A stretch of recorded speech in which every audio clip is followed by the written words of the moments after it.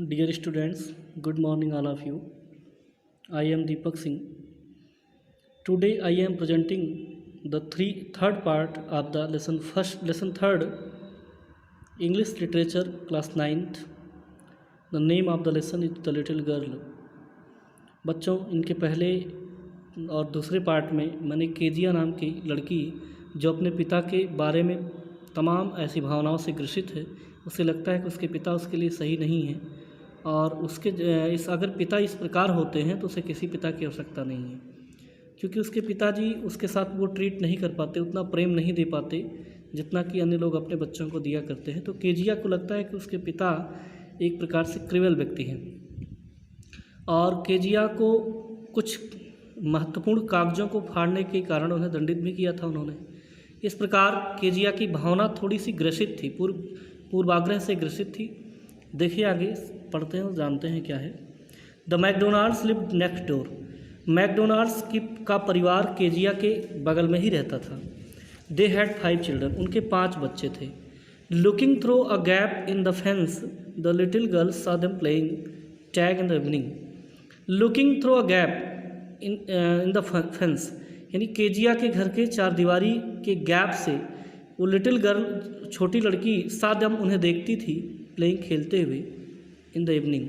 Tag मतलब होता है पकड़ने का गेम, एक दूसरे को पकड़ना और छूना। इस गेम को उसके पिताजी यानी केजिया के पड़ोस में जो मैकडोनाल्ड परिवार रहता था, उन बच्चों के पिताजी खेल रहे थे बच्चों के साथ। The father with the baby Mao on his shoulders. वो पिता अपनी छोटी सी बच्ची माओ को कंधे पर लिए हुए थे। 2 little girls hanging on his coat pocket.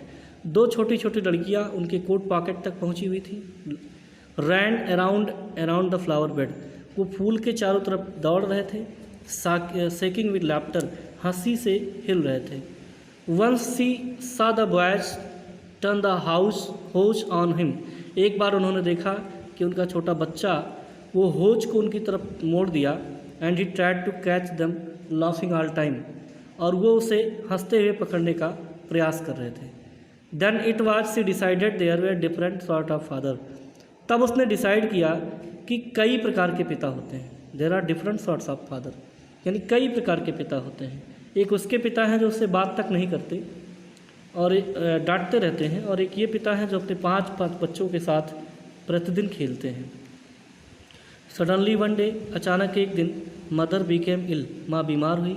And she and grand mother went to hospital. उसकी माँ और उसकी दादी माँ दोनों हॉस्पिटल गए। The little girl was left alone in the house with Alice the cook. वो छोटी लड़की जो कुक थी, भोजन पकाती थी घर में, उसका नाम एलिस था, उसी के साथ वो घर पे रह गई।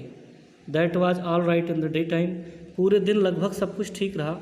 But while Alice was putting her to bed, लेकिन जब एलिस उसे बिस्तर पर सुला रही थी, सी ग्रीव सडनली अफ्रेड, तो वो डर गई। रात को बिस्तर पर जब उसे सुलाया जा रहा था केजिया को, तो वो डर गई। What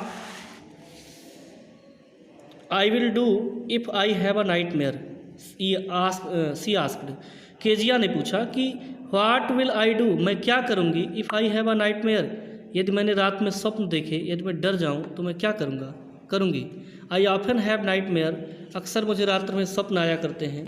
and then granny takes me into her bed, और तब जो है ग्रैनी वो मुझे अपने बेड पर ले जाती हैं।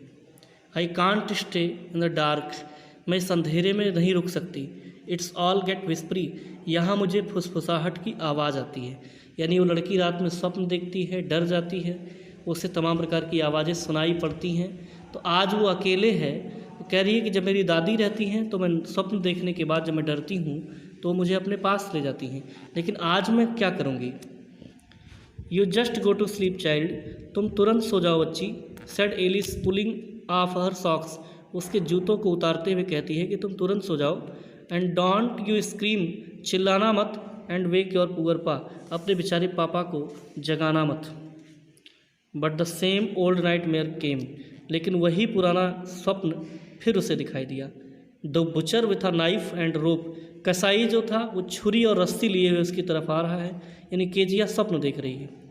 Who came nearer and nearer, जो उसके करीब आता जा रहा है। स्माइलिंग दैट ड्रेडफुल स्माइल, बहुत ही भयानक डरावनी मुस्कुराहट से मुस्कुरा रहा है। While she could not move, जबकि वो हिल नहीं सकती। कुड ओनली स्टैंड स्टिल, वो केवल खड़ी हो सकती है। क्राइंग आउट, वो चिल्लाई। ग्रांडमा ग्रांडमा, यानी वो अपने दादी को बुलाती है स्वप्न से डरने के बाद।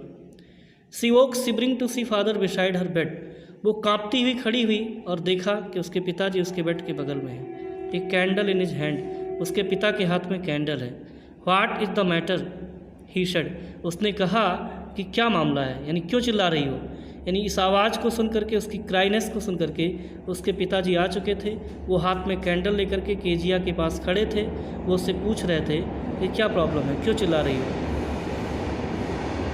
ओह a butcher a knife I want granny, वो लड़की चिल्लाई, अरे वो कसाई, वो छुरी, मुझे ग्रैनी चाहिए, अर्थात मैं ग्रैनी के पास जाना चाहती हूँ। He blew out the candle, उन्होंने कैंडल बुझा दिया। बेंट डाउन, झुक गए। And caught up the child in his arm, और बच्ची को अपने भुजाओं में उठा लिया। Carrying her along the passage to the big bedroom, उसे अपने बड़े बेडरूम के पास तक से होते हुए ले गए। ए newspaper was on the bed, एक न्यूज़पेपर बेड पे था। हाफ स्मोक्ड सिगार, आधा जला हुआ सिगार था। Was near his reading lamp, उनके रीडिंग लैम्प के बगल में आधा जला हुआ सिगार था। ही पुट अवे पेपर, उन्होंने पेपर को दूर रखा। Through cigar into the fire place, cigar को फायर प्लेस पर फेंक दिया। देन केयरफुली टक द चाइल्ड, और फिर सावधानी पूर्वक उस बच्ची को वहाँ लिटा दिया। ही ले डाउन बिसाइड हर, वे भी उसके बगल में लेट गए। हाफ एज स्लीप स्टिल, वो आधा ही सोई थी। Still with the butchers smile, अभी भी उसे कसाई की मुस्कुराहट दिखाई दे रही थी। All about her it seemed, सब कुछ उसे ऐसा प्रतीत हो रहा था।